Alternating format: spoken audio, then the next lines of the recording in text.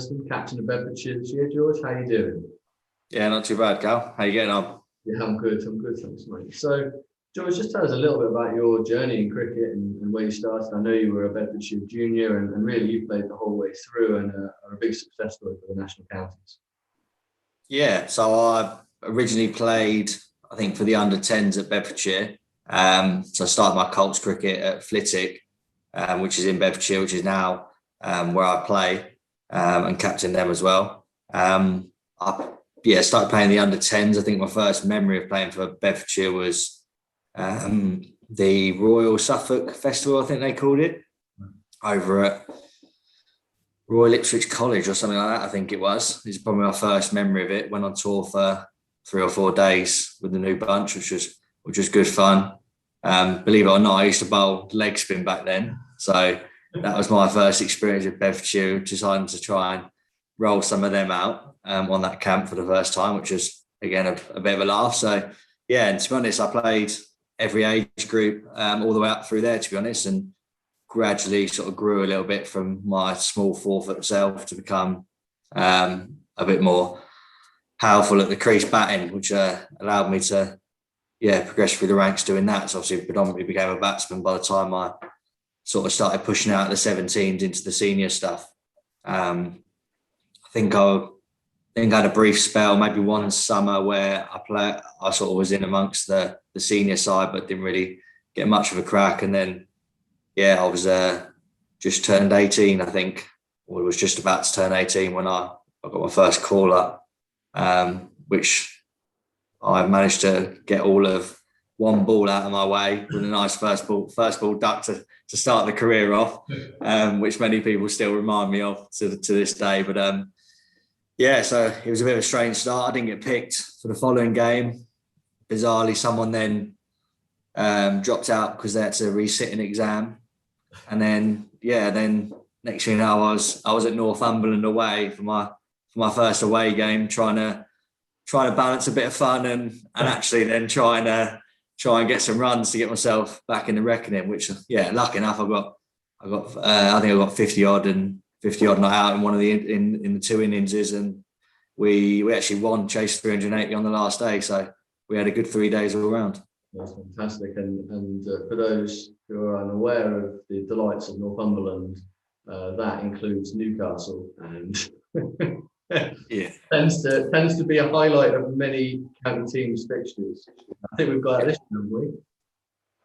Yeah, I'm not quite an 18-year-old whippersnapper anymore, so it potentially not as appealing as it once was to me, but it's certainly a good trip for the younger lads and gives you a bit of a sense of what minor counties can be about. It's not all serious and everything that you might get on the professional side. It's a bit of a balance of both. It's working men, it's students, it's people who have got potentially a different outlook on cricket from the top echelons, and those guys that want to balance a bit of fun with some very good cricket. So it's always an appealing trip to some of the younger lads.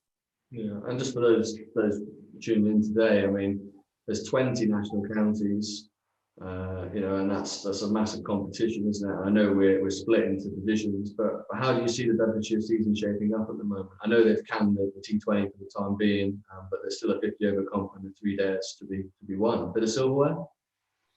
Absolutely, yeah. We've been pretty quick on trying to make sure that those fixture dates are still used, sort of within the local rules that they put in place. So we've got 4 friendlies in place across what would have been friendly dates and the T20 dates, all in the sort of gearing up for the 50 over trophy, really. We've probably got, over the last year and a half or so, I suppose, getting on to the second year, we've put a lot of emphasis on our white ball game. We've sort of gathered a group of guys who, what I would call sort of game progressive players, of people who like to push the game on, impact players. So we've sort of based a lot of things around that, to be honest.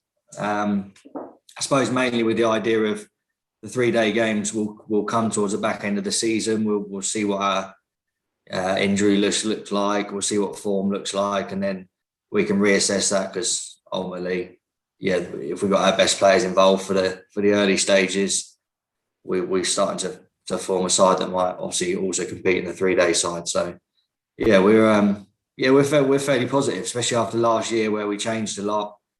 Obviously, myself coming in after a couple of years kind of away from it, we've obviously brought in Eddie Ballard, who's obviously got a lot of experience, strong reputation, obviously, across minor counties cricket. Just made a bit of a dramatic change to things, to be honest. A lot of personnel change, a lot of different ways of training and different ways of thinking about it. Just engaging a few new faces to try and get back to where Bedfordshire potentially were when they were competing for silverware. So it's obviously, as much as it's not something we're going to define our season on, it's certainly something that's high on the agenda. We haven't done what we've done in the attempts of just being there and looking like we're something different. We kind of want to compete for things and show we're actually different. Yeah, and you can certainly tell that the tides are changing. Last year we had quite a lot of success on the pitch, and I think it speaks volumes that sometimes a change is just needed, and that's what's happened. I think that it's very interesting, isn't it? Because the national county competitions are really the only thing outside of the elite game that poses the same level of competition. I think, if you look at academy fixtures or second level fixtures, the next, almost the recreational equivalent is the national counties. They are there for the likes of us to play, who normally wouldn't get to play because we're working. And I think it's an interesting thing to try and balance. I mean, particularly for me and my interest, I have quite a big interest in the red ball games, something I was never any good at myself. But yourself, you seem to adapt really well to the changes in those formats. And do you have any sort of advice for young players out there about how they can adapt between batting for really long periods of time to batting for really short periods of time? I think ultimately for me, it's always been just a trust in my own game. I think, especially for young lads, a lot can be emphasised on what actually happens in each form of the game when ultimately the same skills apply. I think often it's just a mindset and an understanding of the situation more than it is what actual skills you're looking to apply. And I think that for young lads, or certainly for me growing up, and even more so sort of now with the modern ways of coaching, the modern ways of thinking, I think sometimes things can get overcomplicated for young lads. My advice would just be, to try and understand your game as well as possible, because I think if you have a strong foundation in your game, you can succeed in all formats. I'm certainly a true believer of that, and I think it does then come down to mindset. I think it comes down to a bit of experience after being involved, of understanding the situation you're in. It's going from, you can have multiple situations within a 50 over game, but you can have hundreds and hundreds of situations within a 3-day game, but sometimes those can cross over. So ultimately it's just understanding what point of what game you're in and adapting your game to suit, but your skills should never change. So I would, that'd probably be my biggest advice to young people. No, it's great, and that makes a lot of sense, George. And I mean, and just before I let you go, I've got a couple of quick fire questions for you. Just basically, just to see how test the waters on things. So, favorite ground? Newlands. Why? I was lucky enough to play there with the MCC, which is good, and I played there with some very handy players, people like O.A. Shah and John Simpson, guys like that. We were there with a really good side, so I was lucky enough to get a few runs. I think we were playing Western Province maybe.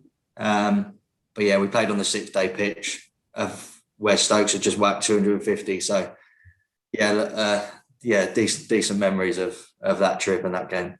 Fastest bowler you ever faced? James Fuller, I think, probably would be the one I'd have in mind. May have faced people quicker, if I'm honest, but he sticks in my mind as someone who gave me a few frights early on and gave me a bit of a wake-up call as to how quick he was bowling. He let me know a few times as well how quick he was bowling. So, certainly one that sticks in my mind. Favourite umpire? Oh, cracking question. Random one. I'm going to throw out a guy called Steve Cobb. He's been around the Bedfordshire leagues. He's done a bit of minor counties. Generally nice bloke, like really good bloke. Just springs to mind as a bloke I've always got on with. Like generally backs his skills as an umpire, and I know he's making a lot of efforts to try and push his game forward and get some more minor county stuff. And yeah, a bit of a random one, but springs to mind. No, I like that. Thanks so much, George. No worries at all. Cheers, mate.